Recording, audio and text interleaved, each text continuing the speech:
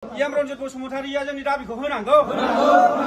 Yam Ronjit Bty जोंनि पेमेन्टखौ होनांगौ एफआरए हेबनाय सेसन लं लेट खुलुमबाय जोङो दिनै क'क्राझार जिल्ला एफआरए बेलेज हेबनाय हिसाबै दिनै जोङो नैबे बिसमुरिनि हाथाइसालियावहाय दिनै जों जथुमनाय जादों जों गासै क'क्राझार जिल्लानि सिङाव गासै जा मोननै डिभिजन दङ हल्टिगर डिभिजन हिसाबै गासै सा 7 जन आरो कुसुगर डिभिजन हिसाबै जा सा 21 गासै जोङो एपइन्टेड एफआरए हेडमेन हिसाबै गासै 118 सा दङ आरो दा दिनै जोंनि मेन प्रेस मिट लानायनि उद्देश्य बेनो जाहैबाय जिहेतु थांनाय 9 थारिखआव जुनाव जाय फुराना माने रिकगनाइज हेडमेन बिथांमोननो जोंहा मानगोनां फरेस्ट डिपार्टमेन्टनि एएम सार रन्जित बसुमतारिया माने एसअपिडि फान्डनिफ्राय बिथांमोननि नामै गासै 30,06,000 बे रांखौ बिथांमोननि मुङै सेंसन बा बाजेटआव सोना होनाय जाबाय नाथायबा जों सेम फाइनान्सियेल इयार 2025 आरो 26 नि थाखाय जोंनाबो सेममोन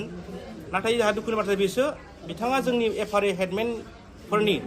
जिहेतु मोननो गोनां रेभेनिउसन बेखौ बिथाङा जोंनिखौ दाननानै होदों होनना जों मिथिनो मोन्दों दा बे हिसाबै जोंनि मानव गेदेर एम सार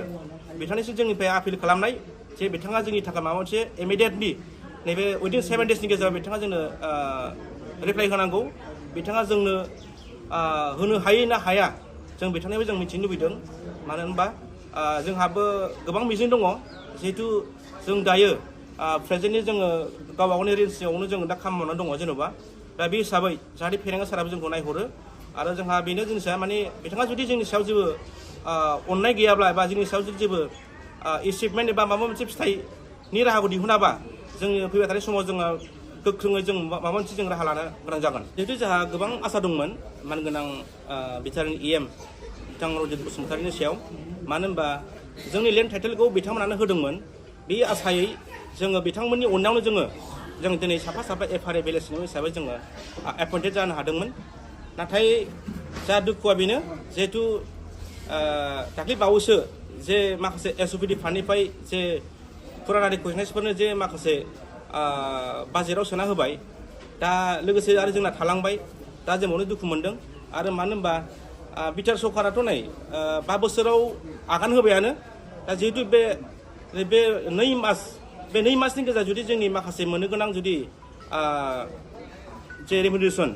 बाव जुदि एप्रुभाल गैयाबा बा जुदि गनायथि होआबा जों आरो मा आसा खालामनो हानो जेन'बा दा बेनिखायनो जोंनि मोनसे स्ट्रं डिमान्ड इमिडियेट जोंनि मानगोनां एएम सारा उइदिन 7 डेजनि गेजेराव जोंनो रिप्लाइ होनांगौ आरो जुदि बिथाङा जोंनि सायाव रिप्लाइ होआबा जों फैबाय थानाय समाव जोङो जोंनि माखासे जुदि जोङो गासै 118 सा जोंनि फेमिलिफोर दङ जोङो माबा मोनसे जोङो राहा लानाय जागोन कि थांनाय बावैसो सिगां जिहेतु रिकगनाइज हेडमेन बिथांमोननि नामै जे एसअपिडि फान्डनिफ्राय जे माखासे बाजेट जे बियो पेपारि कागजजों ओंखारदोंमोन दा बेनि उनावनो जोङो जोंनिनो मानगोनां सिएसडिनि एकाउन्टेन्ट बिथांनाव जोङो कन्टेक्ट लानाय जादोंमोन बाय फननि गेजेरजों बिथाङाथ' बुंदों स्ट्रं भाबै गावथ' हरदोंमोन अलरेडि एस्टिमेटखौ नाथायबा दुखुनि बाथ्रा बिथाङा फोरमायहरदों बाय फननि गेजेरजों दानि सोलिफु मानगोनां एएम सार रन्जित बसुमतारियानो बेखौ एलाव होआखै होननानै बिथाङा बुंदों आरो लोगोसे जों बिथांनिनो ओएसडि जों बिथांनाव फन हरनाय जादोंमोन बिथाङा बुंदों माने फाइनान्सियेल प्रब्लेमनि थाखाय माने देग्लाय जेन'बा एफआरए हेडमेनफोरनि थाखाय होनाय जानाय नङा बेखौ बिथाङा फोरमायहरदों आरो दुखुनि बाथ्रा बेसो बिथांमोना जुदि मोननो हादोंबा जों मानो मोननो हाया खोथाया बेसो आरोना मानो होनबा सेम फाइनान्सियेल इयार बिथांमोनाबो 2025 आरो 26 जोंनाबो 2025 आरो 26 अब्ला जोंबो मोननो गोनांमोन नाथाय दिनै बिथांखौ जों बुजिबाय बिथाङा जोंखौ दिनै बिमा बाथुलनि फिसा बादि जोंखौ नायदों दा गतिके जोंहा गोबां आसा दंमोन दा जोंनि दिनै आसा दिनै निराशायाव जों थांगासिनो दङ दा बेनिखायनो दिनै मानगोनां एएम सारा अननानै जोंनि बे 7 दिननि गेजेराव जोंनो रिप्लाइ होनांगौ होयो ना होआ मानो होनबा जा जों मिथिगौ बावलानै माने एमसिसि नांगौथ' बावलानो जेन'बा दा गतिके नैबे उइदिन 7 डेजनि गेजेराव बिथांनो रिप्लाइखौ होयोबा जोङो मोजां जागौ आरो दा बेखिनि